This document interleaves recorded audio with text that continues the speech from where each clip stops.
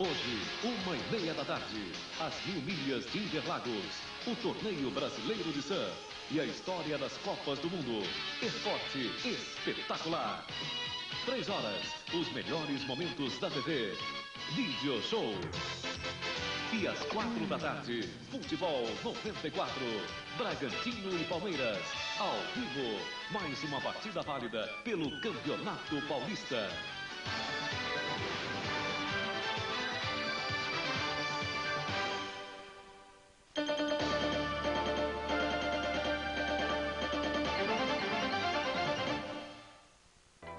Bom dia. O Globo Comunidade deste sábado vai discutir um projeto da Prefeitura de São Paulo que está provocando polêmica. A ampliação dos atuais 2 quilômetros da Avenida Faria Lima para quase 6 quilômetros. Uma obra que prevê a desapropriação de imóveis nos bairros de Vila Olímpia e Pinheiros.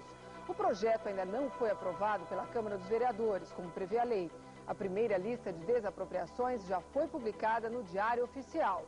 Para discutir o assunto, estão conosco o autor do projeto, o arquiteto Júlio Neves, o arquiteto e urbanista Joaquim Guedes e a economista Sandra Regina Santo Ambrósio, que mora em Pinheiros há mais de 20 anos e integra o movimento Vila Olímpia Viva, que é contra a ampliação da avenida.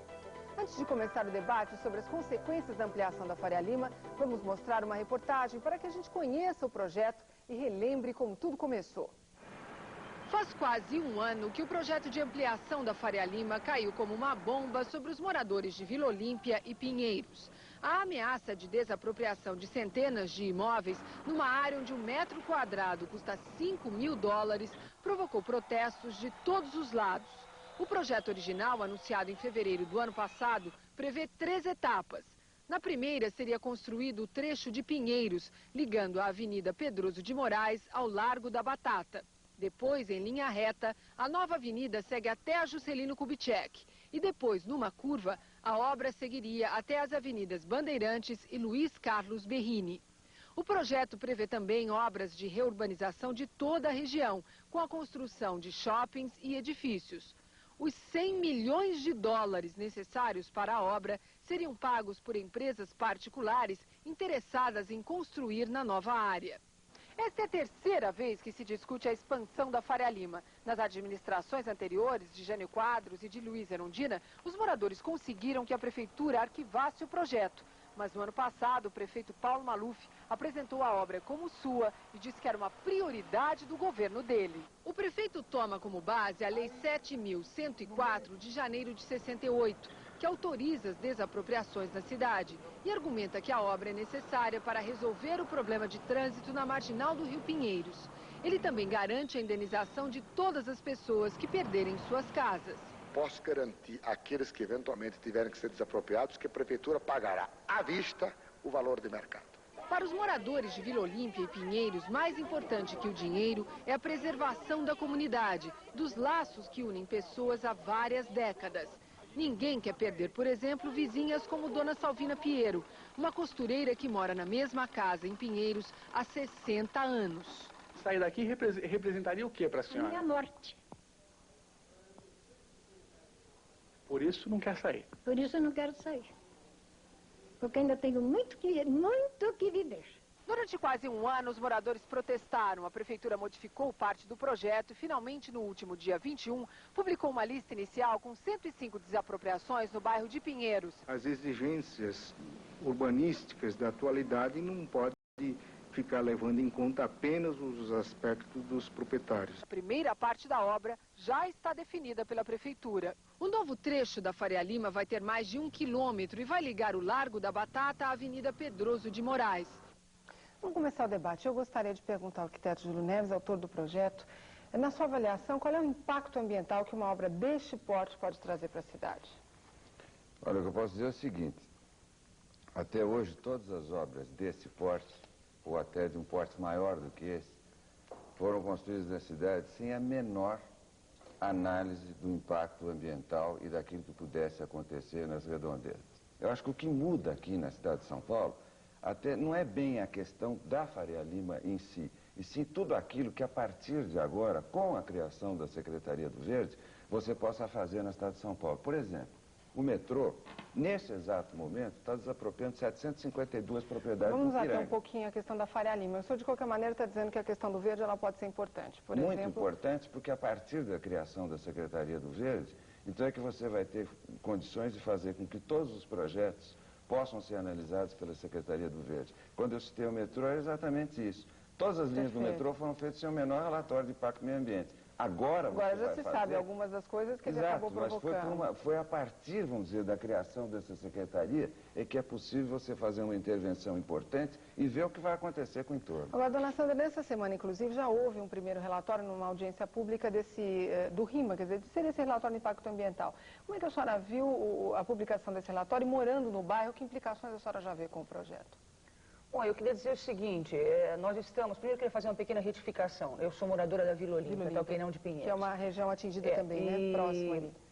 Veja, o arquiteto Júlio Neves está dizendo aqui que, na verdade, houve uma redução do projeto, né, na sua amplitude, na sua extensão. Eu diria que, na verdade, houve uma modificação na divulgação do projeto, porque desde o início... O projeto pretende mais, desde o início do projeto apresentado na gestão Jânio Quadros, ele pretende muito mais, né? Ele é vendido como uma obra viária, na verdade são palavras parecidas, mas elas têm significados opostos, né? É o viário contra o imobiliário. Então trata-se, na verdade, de um mega projeto imobiliário, né, que está destruindo 4 bairros estruturados. Nós não somos contra o progresso, e essa questão da avenida do viário é muito vendida como progresso e ela está muito marcada no ideário popular como progresso, né? Quer dizer, o homem público que faz obras, né? Evidentemente que uma avenida significa, sim, progresso, na medida que ela leve, que ela dê acesso para regiões que não dispõem de uma infraestrutura de serviços básicos e serviços básicos públicos, digamos assim, luz, eletricidade, esgoto, que os bairros envolvidos dispõem. E dispõem também de uma infraestrutura de serviços muito grande.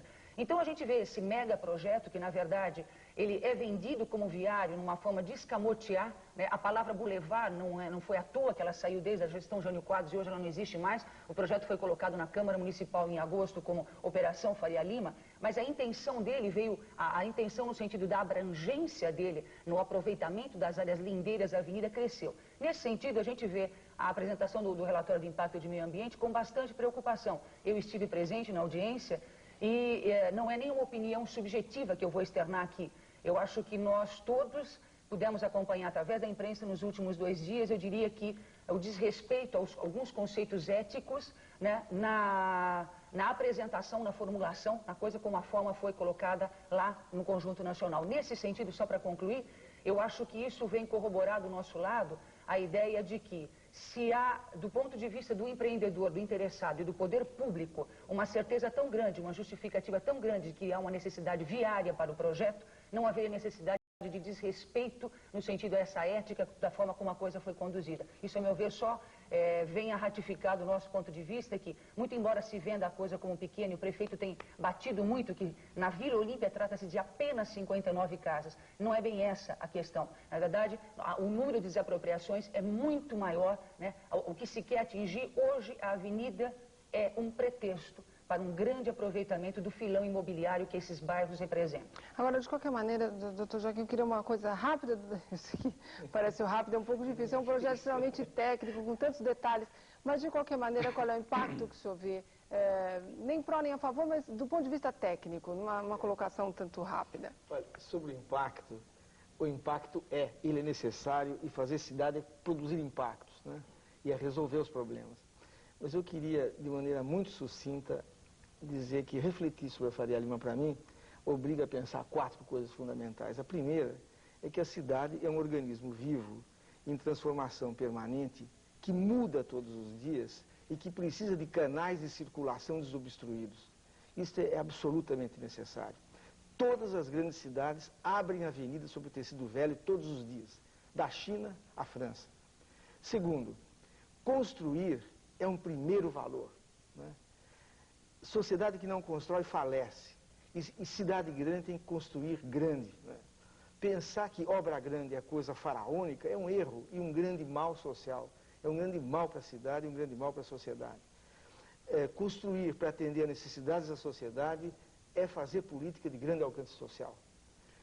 O terceiro ponto que eu queria destacar é que é preciso dissociar completamente, eu penso, nisso eu vou um pouquinho contra o Júlio, dissociar o setor privado do setor público ao se fazer uma obra desse porte, porque esta obra não interessa só a Vila Olímpia, só aquela região, mas a toda a cidade, a toda a região metropolitana. E o prefeito tem que fazê-lo com total autonomia e responsabilidade. Ele tem que fazer e pagar. E há 1 milhão de maneiras de promover posteriormente o retorno dos recursos investidos a partir dos setores mais beneficiados. E finalmente, eu estou sendo bem conciso, finalmente eu penso que o grande problema de uma intervenção desse porte é que ela caracteriza 2 grupos. O dos desapropriados, até na minha opinião, injustamente receberão pelo valor justo no momento da desapropriação, o que é uma grande injustiça. E os que lá ficam e que se beneficiarão desse grande desenvolvimento. Para encerrar, eu diria o seguinte, que é necessário criar dispositivos que permitam ao desapropriado também participar dos lucros do processo, por exemplo, reavaliando aquilo que foi desapropriado 2 anos depois do início de funcionamento da avenida. E aos que ficam com os terrenos, que retribuam à sociedade os grandes benefícios que recebem. Há também 1000 maneiras de fazê-lo, eu acho que isso é fundamental. Já deu para perceber que o assunto é um pouquinho polêmico. Nós vamos fazer um rápido intervalo, mas voltamos já já.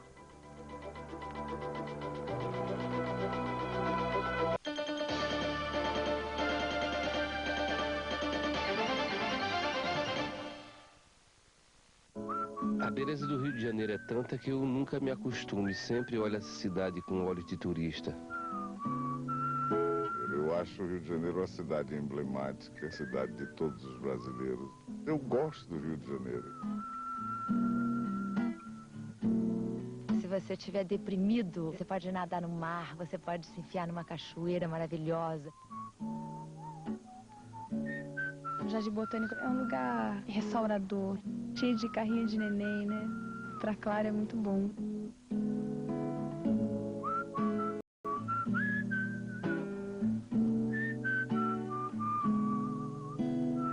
Vem pro Rio.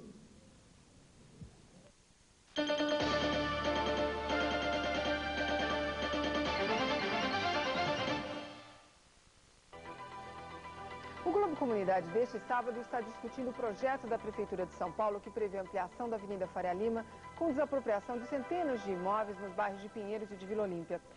Sandra, como moradora de um desses bairros, eu gostaria de saber, o arquiteto Joaquim Guedes acaba de mencionar, por exemplo, que uma questão do projeto é que a Prefeitura provavelmente vai retirar de lá os moradores com o preço dos imóveis em baixa, e as pessoas que vão assumir esses imóveis com a valorização do projeto vão ganhar muito dinheiro. Isso é o que está preocupando, é o que faz com que os moradores se recusem, que criem toda essa dificuldade em sair do local? Eu diria o seguinte, que essa questão evidentemente fica parecendo que é só uma questão de quanto pagar, né? Nós, enquanto membros da associação, e é expresso evidentemente a maioria, o sentido, a opinião da maioria da população das regiões afetadas, é de que essa avenida não virá, e nós temos procurado, no ponto de vista da nossa assessoria jurídica e do nosso corpo técnico, provar e levar junto aos órgãos, aos fóruns competentes, todas as questões, as inconsistências que nós temos já detectado na obra ou no projeto ou na sua propositura. Nesse sentido, nós não estamos sequer fazendo a questão preço ou avaliando o preço, porque para nós essa obra não virá. Então nós não estamos discutindo preço. Né? Nós estamos discutindo que essa obra é desnecessária, nós estamos comprovando que essa obra é desnecessária, não queremos chegar nessa questão do preço. Né? Nós acreditamos que vamos conseguir, inclusive com o compromisso daqueles que nos representam na Câmara Municipal, que vai ser o fórum de decisão final, pelo menos esse é o compromisso que nós temos dos vereadores que nos representam na Câmara Municipal, de que esse projeto não será aprovado, né, sem que efetivamente a população tenha sido ouvida, e o anseio da população é de que a obra não venha. Né? Então, eu nem quero entrar nessa questão do mérito de se vai ou não reverter. Eu acho que uma coisa que é colocada desrespeitando ou apresentando tantas inconsistências, fica difícil a gente ver uma legitimidade e ter uma credibilidade de que ela vai reverter financeiramente a nosso favor. Como arquiteto responsável pelo projeto, Júlio Neves, como é que o senhor vê essa questão, por exemplo, a ampliação da avenida aqui, inicialmente era um projeto de 900 quilômetros quadrados, hoje passa para 5 milhões, quer dizer, a abrangência dessa obra é uma questão viária? Dá para dizer que um projeto desse porte se diga a respeito só a isso? Eu queria fazer apenas uma ressalva no que ela falou, nada será desapropriado para revenda. Então essa posição de dizer que algumas pessoas serão beneficiadas, isso não existe. Não, é claro, pessoas mas que forem tem uma valorização de qualquer terreno. Tudo bem, mas não vai ser a prefeitura que vai se beneficiar dessa aprovação. Quem vai se moradores beneficiar também são os não. moradores que vão ficar, claro que são eles. Mas são os que estão proprietários. saindo, os que negociarem a área. É lógico, Sim, tá entendendo? mas os que estão saindo vão estar saindo perdendo nesse caso. Não, os que forem sair, apenas vão sair para dar lugar à avenida. Então ninguém vai ser desapropriado para poder ser... A prefeitura não vai revender nada. Então essa figura, perdão, Sandra, mas essa figura não Doutor existe. Júlio, o senhor mesmo declarou, e a imprensa tem isso arquivado, de que o senhor pretendia, com essa extensão da Avenida Faria Lima, que o senhor prefeito definiu como aqui a nossa Quinta Avenida, o senhor mesmo, isso eu tenho recortes de jornais guardados da época, por várias vezes se manifestou no sentido de que esse complexo que se pretende fazer ao longo das marginais seria o deslocamento do centro comercial velho de São Paulo para as marginais. Portanto, eu acho que isso já mostra uma contradição do que hoje se quer vender como um pequeno número de desapropriações, quando na verdade o senhor mesmo já admitiu através da imprensa de que o senhor pretende trazer, revigorar ou trazer o centro comercial de São Paulo Velho para as marginais. Portanto, isso acho que dá uma dimensão para a gente da escala da obra. Portanto, não se trata pura e simplesmente da extensão da Avenida Faria Lima. Eu acho que isso é uma questão que, para mim, é fundamental nessa discussão. Júlio, pelo seguinte, nem eu estou envolvido na Faria Lima como negócio, nem sou morador da Vila Olímpia. O que eu queria dizer, Sandra, é o seguinte, é que a posição de não intervenção no bairro é absolutamente anti-histórica e não faz sentido no mundo inteiro. No mundo inteiro, todas as grandes cidades abrem avenidas onde precisam. Eu queria repetir a minha frase. Nossos bairros uma são cidade é um Joaquim, ser orgânico, não é estruturado, nada, é um bairro em transformação, em desestruturação. Lá você não circula, não estaciona e não mora. Ninguém se fala e ninguém se... Os vizinhos não se conversam. Não é verdade, Joaquim. Eu tenho uma vida de comunidade bastante fui verificar isso. Pode haver pontualmente aqui e ali, mas como bairro, é um bairro sem unidade, é novo. Tudo que ele tem implantado ali é novo, é de ontem. Né? Casinhas que viraram boutiques. Invocar a antiguidade do bairro é uma falácia. Agora, assim como é uma falácia, o senhor me desculpe, doutor Joaquim, também, a ideia de que estão nos vendendo, de que, olha, na apresentação da audiência pública, na apresentação da doutora Maria Helena, na defesa do RIMA, né? O que se colocou é o seguinte, olha, a Vila Olímpia particularmente, né, onde eu resido, é um bairro que já vem sofrendo um processo de transformação no sentido do comércio. Então a coisa está vindo da seguinte forma, vocês já estão crescendo, a gente vai dar uma ajudazinha para vocês, né? E quando na verdade se quer fazer uma grande intervenção, né? Então volto a discutir com o senhor, nós podemos não ser um bairro no sentido do ideal, eu também gostaria de ter passarinho cantando na minha porta, ter um jequitibá rosa na porta de cada um, não é essa a questão. A questão é que nós temos serviços, e serviço é um indicador de qualidade de vida e eu diria que de meio ambiente favorável. Se nós não temos o verde que gostaríamos de ter, e eu posso dizer porque eu tenho uma visão de pessoa que não anda de carro, eu não dirijo, então o bairro me proporciona uma infraestrutura, né, de dona de casa, de sacolão, de feira livre, de farmácia, de hospitais, de proximidade das clínicas, da 9 de julho, da Brigadeiro Luiz Antônio. Então nós não podemos dizer que é um bairro desequipado, na verdade nós somos equipados, todos esses bairros, né? E nós temos se não no verde, se não na qualidade da melhora, no meio ambiente, nesse sentido do melhor ar que se respira em São Paulo, nós temos em contrapartida esse outro índice que é fundamental. Eu queria falar o seguinte, por favor, é o seguinte, a Faria Lima não interessa ao seu bairro, mas a toda a cidade, ele interessa a 20 milhões de paulistanos. Agora, eu queria colocar uma dúvida que é a seguinte, um projeto desse porte também está sendo feito baseado num plano diretor que não está aprovado na cidade. O plano diretor é uma ideia falida no mundo, não se fala mais disso. É só no Brasil. É uma controvérsia isso que você está colocando, porque a maioria dos arquitetos considera isso o plano diretor é uma ideia em crise, o plano diretor é uma ideia em crise, os cursos de planejamento estão em crise no mundo. Né? Então, é preciso devagar com isso. Agora, São Paulo já não perdeu... na sua globalidade, mas daí a plano diretor há um grande abismo. Como fazer é que é o problema. Agora, está na lei.